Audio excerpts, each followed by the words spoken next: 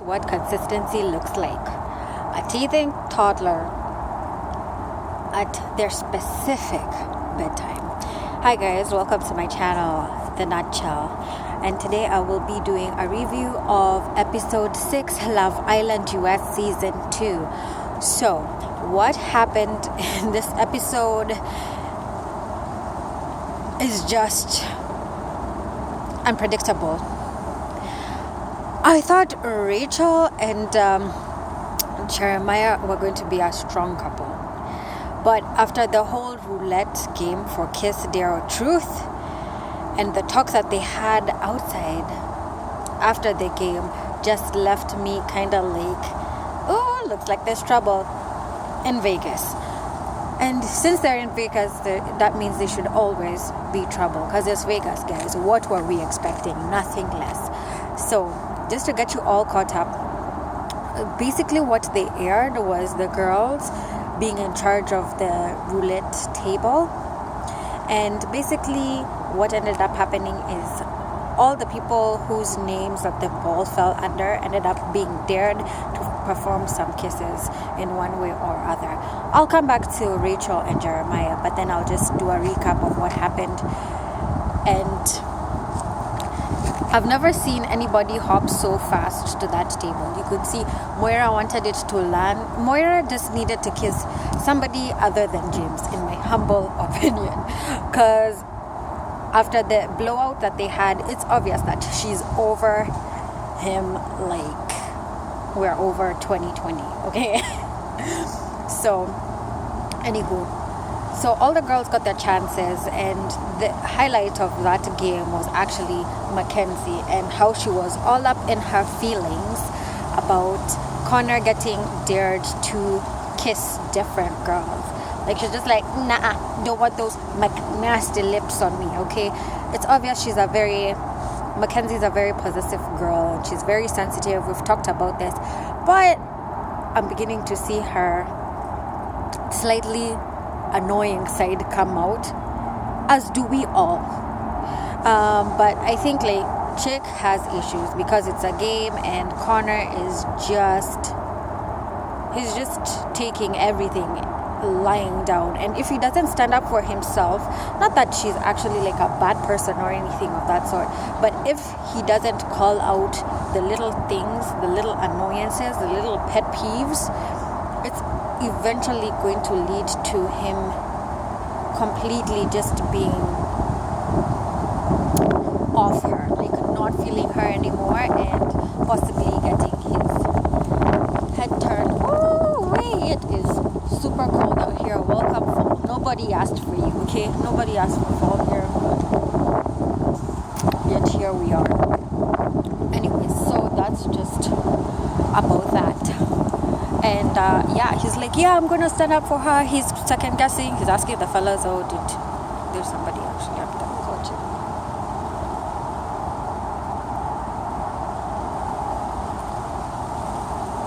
And I am not editing this for anybody. The show has to keep on going. So he's asking the guys if he did anything wrong, and then they're like, no, it was a game, please, whatever. And you can see he's kind of like scared of standing up to her. And here's the thing, if like you're that scared of losing someone that you're with just because you're confronting them over issues that they have or issues that you might have, then that person is not for you. If you're scared before you've actually done anything, like, that is not the person that you want to be with in life and grow old with, be it 3 months old with, be it 3 weeks old with.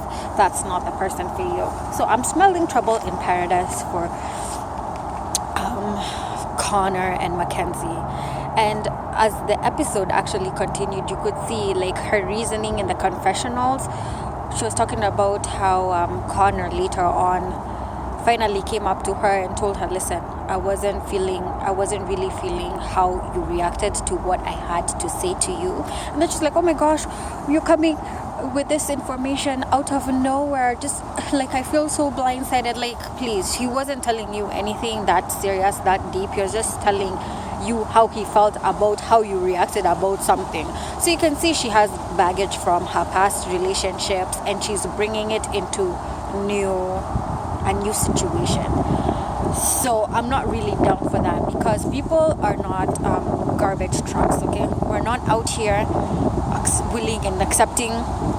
We're not getting paid by the hour to accept your trash, okay? So you better leave that somewhere else. You better deal with your issues. So that's how I feel about the whole Connor Mackenzie situation, and I'm so sorry about the wind. I hope it doesn't mess the acoustics, but we shall go on. So yeah, now Rachel and Jeremiah. Man, after that whole roulette game, they sat down, and then Rachel was expressing to Jeremiah about how she felt about the kissing game, even though we didn't get to see Jeremiah kissing somebody else, but he kissed Moira from the conversation that they were having, and then she was just kind of being open and honest about how she felt about the situation, to which he responded that he was not 100% in that relationship. And this completely floored her, given that they had an earlier conversation where he was like, yeah, I'm all in. So that put her off, and she was more open to feeling new boy Kayla about Mr. Steal Your Girl, and they had a conversation and blah blah blah. So they got a text shortly after that whole roulette game, and it was a text asking them to vote for a couple to spend a night in the hideaway. And lo and behold, everyone was kind of looking excited about it, but then the only you could see, like for me, I could see that Connor and Kirsten really wanted to have a shot outside there, inside there, but then they obviously ended up picking Sally and Johnny, and it was all good in the hood. They got to know each other. There was no intimacy. Good on you, because it's way too soon. It's early days. I am not an advocate of that. And I think theirs went splendidly. I actually think that Sally and Johnny might actually be one of the top 4 couples in the end. Surprise, surprise. And I actually like Sally now. Weird, hey? Anywho, it's funny because the people that I liked before I'm beginning to get put off by them, and the people that I didn't like before, I'm beginning to like warm up to them. Crazy. So anyways, there's a whole recoupling ceremony. After the hideaway, they have their whole day and everything, and it's announced that there's going to be a recoupling ceremony, and in that recoupling ceremony, it's the girls who are picking the guys. So 2 people had shaky conversations. We had mentioned Rachel and Jeremiah, and then now it's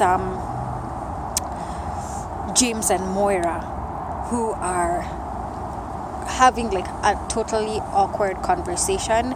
And in that entire conversation, Moira totally lied. I'm just going to call her out on that, because James asked her like, hey, do you think that maybe if I know we've been through a rough time together, but do you think if we tried again, or alluding to something of that nature, we could have a better start? And she's like, yeah, I think yeah, because he was reminiscing about early days and how he feels about her, just basically reassuring her as he has been this entire time.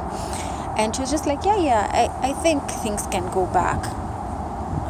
Total lie.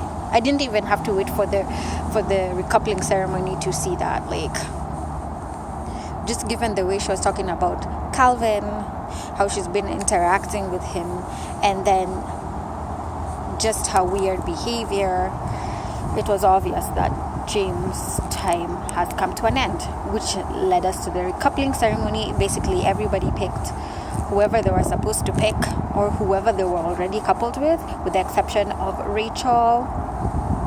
Rachel ended up dumping Jeremiah because she wasn't feeling him, because he was just like flip-flopping, and she was like, time for you to skate, boy. And then who else?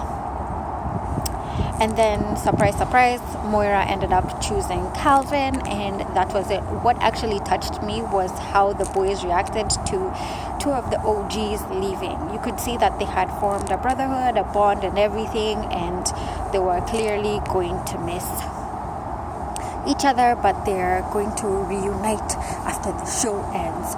So that's where episode 6 left off, and it left us with a teaser of a new girl coming into the house, and it was up to the viewers to choose who she would go out on a date with. My money is on Johnny. I haven't watched the episode yet, but I'm not going to be surprised if Johnny is the guy who's chosen.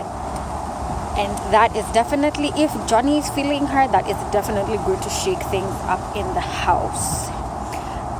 I don't think so. I think Johnny is 100% in with Sully, but who knows? But this chick, whoever she is really going to cause a ruckus. And I think if it doesn't work out with Johnny, she's definitely going to go for either Carrington or what's his name? Or Caleb. And just a side note, I actually think that Connor and Justine could be a good match, but then I know Justine and Mackenzie are like tight, so they're not going to explore that. But if I were a matchmaker, those are the two people that I'd put together. Anyways, let me know your thoughts in the comment section below, and until next time, see ya. Peace.